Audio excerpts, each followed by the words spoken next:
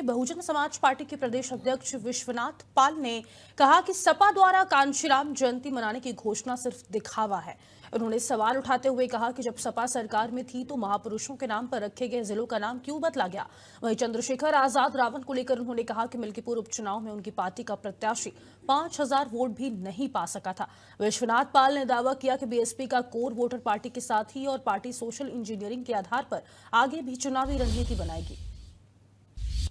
हमारे साथ खास बातचीत करने के लिए बहुजन समाज पार्टी के प्रदेश अध्यक्ष विश्वनाथ पाल जी। विश्वनाथ पाल जी, काशीराम जी की जयंती अब महापुरुषों का सम्मान समाजवादी पार्टी करेगी और उनका कहना है कि हम काशीराम जयंती मनाएंगे इस बार। इसको लेकर आप क्या कहना चाहते हैं?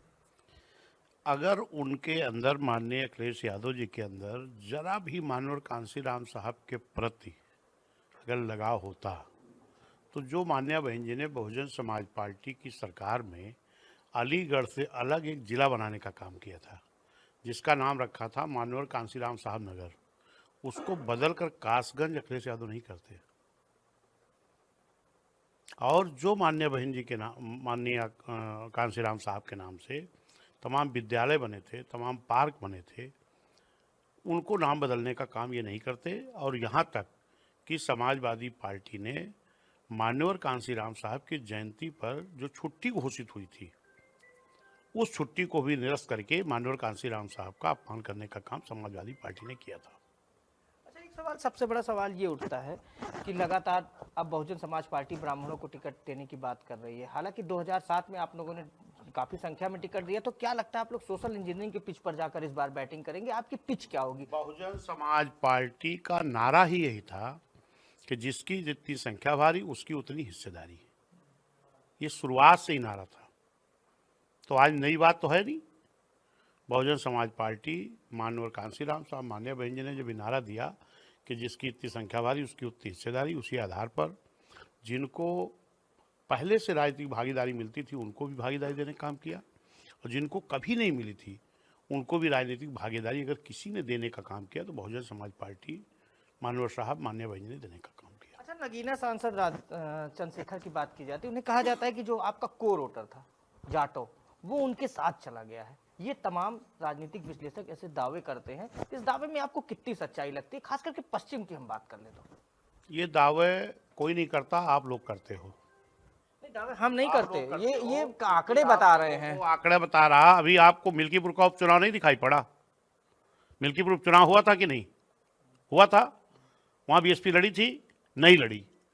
और चंद्रशेखर लड़े थे, रात में रैली किए थे। अगर वो एससी समाज के दावेदार हो गए, एससी समाज उनके साथ जुड़ गया, नौजवान जुड़ गया, तो वहां पर उन्होंने जो कैंडिडेट लड़ा था उसको कितना वोट मिला था मालूम है कि नहीं? 5000 भी नहीं पहुंचा। तो ये फर्जी आप लोग उनको बढ़ावा देते हो, बाकी कुछ नहीं है। तो जमीनी हकीकत आप ये मानते हैं कि जाटो आपके साथ है? मिल्कीपुर चुनाव जाके देख लो ना, बगल में हुआ। जल्दी, मैं तो प्रैक्टिकली बात कर रहा, हवा हवाई थोड़ी करता हूं। मिल्कीपुर चुनाव अभी हुआ जहां बीएसपी नहीं लड़ी थी उपचुनाव, और वहां ये लड़ाए थे। कितना वोट इनको मिला? 5000 भी नहीं क्रॉस हुआ। अगर बीएसपी नहीं लड़ी तो उनको साथ अगर दलित चला गया, नौजवान चला गया, एससी चला गया, तो उनको कम से कम ज्यादा नहीं तो 20-25 हजार वोट तो पाना चाहिए था। बहुजन समाज का हर तबका बहन जी को मुख्यमंत्री बनाना चाहता है, और उसी के साथ आज तो सर्व समाज के लोग, उत्तर प्रदेश की आम जनता, चाहे एससी हो, एसटी हो, ओबीसी हो, मुस्लिम हो, ब्राह्मण हो, क्षत्रिय हो, वैश्य हो, अन्य अल्पसंख्यक छोटी छोटी जातियां हो, ये सारे लोगों ने, उत्तर प्रदेश की आम जनता ने 7 से 12 तक मान्य बहन जी की सरकार को देखा है, और 12 से 17 तक समाजवादी को देखा, जंगल राज कायम था, और 17 से अब तक भाजपा को देख रहा है, इस सरकार में भी जंगल राज कायम है। उसी सपा गवर्नमेंट में इसी लखनऊ के हजरतगंज जैसे शहर में, हजरतगंज जैसे चौक पर बोनेट पे बैठा के सीओ जैसे अधिकारी घुमाया गया था। जियाउल हक जैसे सीओ जैसे अधिकारी की हत्या की गई थी। मुजफ्फरनगर दंगे में 50,000 लोग बेघर हो गए थे समाजवादी गवर्नमेंट में। और आज भाजपा गवर्नमेंट में, चाहे कौशाम्बी का मामला हो, चाहे बलिया की घटना हो, चाहे आपके बांदा में हो, चाहे गोंडा में हो, तमाम बहन बेटियों के साथ अत्याचार अन्याय हो रहा है, जंगल राज कायम है। इससे निजात पाने के लिए आम जनता पुनः बहुजन समाज पार्टी की सरकार बहन जी को लाना चाहता है, आवाज़ हर तबके के लोग, हर समाज के लोगों ने ठाना है 27 बहन जी को मुख्यमंत्री बनाना है। आखिरी सवाल, अखिलेश यादव के पीडीए को आप कहाँ पाते हैं? अखिलेश यादव के पीडीए का कहना है कि वो पीड़ित के साथ रहते हैं, हमेशा जो गरीब मजलूम उसके साथ रहते हैं। इसमें इस दावे में कितनी सच्चाई है? अब वो उन्हीं से पूछ लो, वो पी से क्या समझते। कभी पी से पीड़ित कहते, कभी पी से पिछड़ा कहते, कभी पी से पंडित कहते, कभी डी से दलित कहते, कभी डी से डिम्पल कहते हैं, कभी ए से आधी आबादी कहते, कभी ए से अगड़ा कहते, कभी ए से आदिवासी कहते हैं। और मेरा जो मानना है उनका पीडीए का मतलब परिवार दल अलायंस है। बाकी उनको किसी पीडीए से नहीं मतलब है, ना पिछड़ा से मतलब है, ना दलित से मतलब है, ना मुस्लिम से मतलब है। उनको खाली परिवार से मतलब है। और इसका रिजल्ट अगर आपको देखना है तो आप देख लो।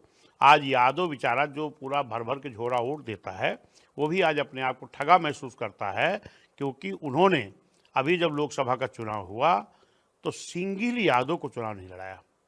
खुद लड़ गए, उनकी पत्नी लड़ गई, उनका भाई धर्मेंद्र यादव लड़ गए, उनके बड़े चाचा के लड़के लड़ गए, छोटे चाचा के लड़के लड़ गए, बाकी एक भी यादव चुनाव लड़ने को नहीं पाया।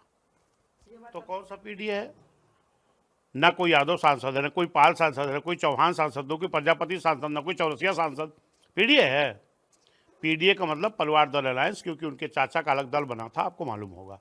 वो दल अलायंस करा चुके हैं परिवार का। अभी भी उनके छोटे भाई की वाइफ भाजपा की महिला आयोग के उपाध्यक्ष हैं। धर्मेंद्र भैया के बहनोई भाजपा चुनाव लड़ते करहल से। तो जो बचे हुए परिवार के लोग हैं उनका अलायंस करने के लिए उन्होंने पीडीए बनाया है, परिवार दल अलायंस। ये हमारे साथ खास बातचीत करने के लिए प्रदेश अध्यक्ष थे बहुजन समाज। इनका कहना था कि कुछ है नहीं, अखिलेश यादव के पीडीए को लेकर उन्हें परिवार दल